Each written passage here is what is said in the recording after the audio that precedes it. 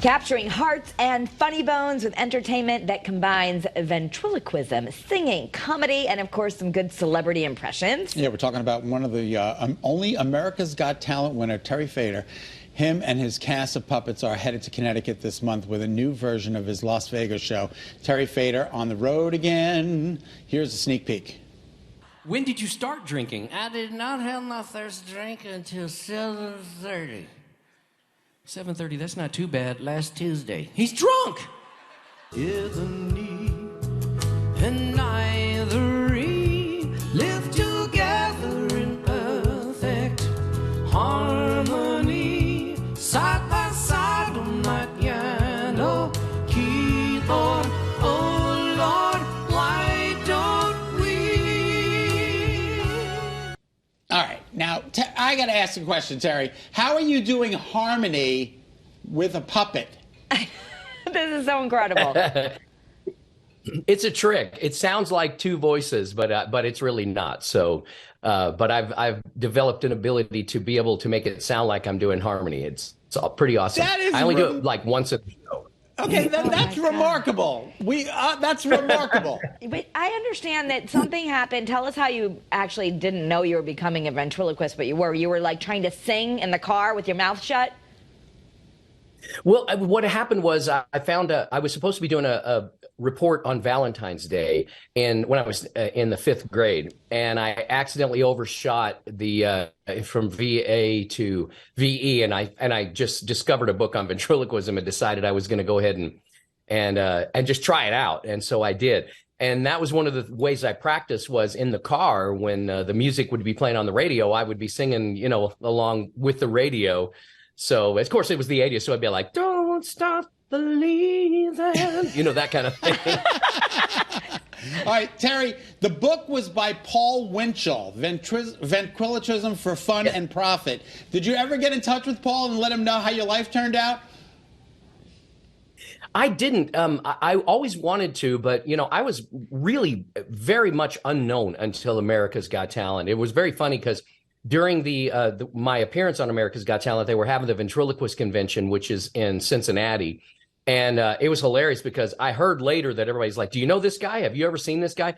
But interestingly, Paul's daughter, April, came to my show. Oh, cool. And she was telling me that, her father, she gave me some very, very precious mementos. One of them is a pill case. He kept a Valium in a pill case just in case he got nervous. Oh my God! And she said he never took it, but he always had one in his pocket. And she gave me that little pill case and some other really cool memorabilia, like an autographed copy of the book that I found, which was Ventriloquism for Fun and Profit. So that is incredible. I did get to meet Jimmy Nelson. I never got to meet Edgar Bergen. I didn't get to meet Sherry Lewis.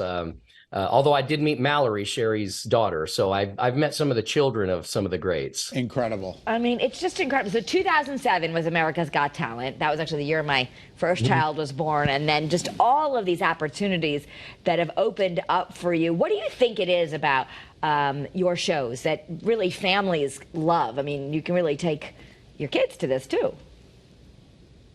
Well, it's because it's magic in a sense. It's an illusion. It makes you feel like I'm making an inanimate object talk. Yeah. And so, we take these puppets and like me. Yeah. Oh, yeah, there he is. This is Winston. I'm Winston, the impersonating turtle. Right. This is the guy that actually won America's Got Talent. I sang Crying Over You. So, yeah. That's amazing. I'm like literally watching your face, just trying to see if I can see it move, and I can't. I can't. We're watching your lips, Terry. Like, how do you sing with your mouth shut? So that's 47 years of practice. All right, so you're the lead singer of the band Freedom Jam in 87, 88, but it was Texas, the band, where you incorporated your puppet, Walter T. Airedale, into your shows. Is that right? Yes. That's right. And when you did your homework. So, I was in Freedom Jam. We did school shows, bullying programs and anti-drug programs and anti-drug abuse programs for kids. And then Texas, the band, was kind of a country rock band. And we toured and did a lot of country bars. And then we got into fairs and festivals. And I continued doing that. But I always incorporated ventriloquism in it. Yeah, he didn't have me though until America's Got Talent. Right. And what did you do? Hi, Kermit the Frog here. Right. I created him. You created me? Yeah, we'll talk later. I created Winston because the Muppets would not allow me to use a Kermit the Frog puppet on America's Got Talent. Wow. So he had to find do Kermit. Right.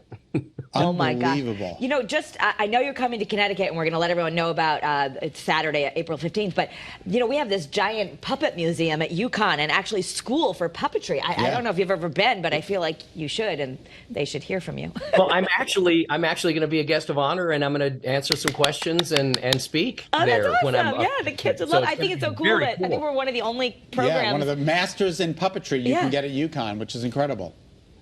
That's amazing. Yeah, I had my my hometown of Corsicana, Texas. Navarro College gave me an honorary degree in the arts, so I now have a degree, which is pretty awesome. I only made it through 1 year of college, but now I have my own degree. That is perfect. All right. They should have given it to me. Yeah, they should have given it to him. Right. Wait, Simon Cowell said you were one of the top 2 entertainers on the planet. Wow. Did you ever find out who the other person? Who's the other one?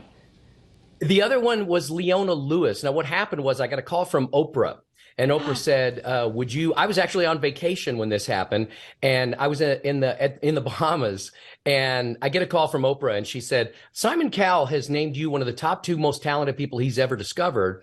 Would you be on my show?" And I said, "Of course." So I cut my vacation short. I flew to Chicago, and we taped the show. And what an incredible honor! I mean, you know, we know, and this was in the day when Simon was at his most harsh, I should say. Exactly. I would never say he was mean. He was very honest. And I got to say, being a father has really mellowed him out. But a lot of people don't realize that Simon Cowell is one of the most genuinely sweet human beings I've ever known. And that goes, even though his persona on television is very harsh and you know, he's not afraid to say what he thinks.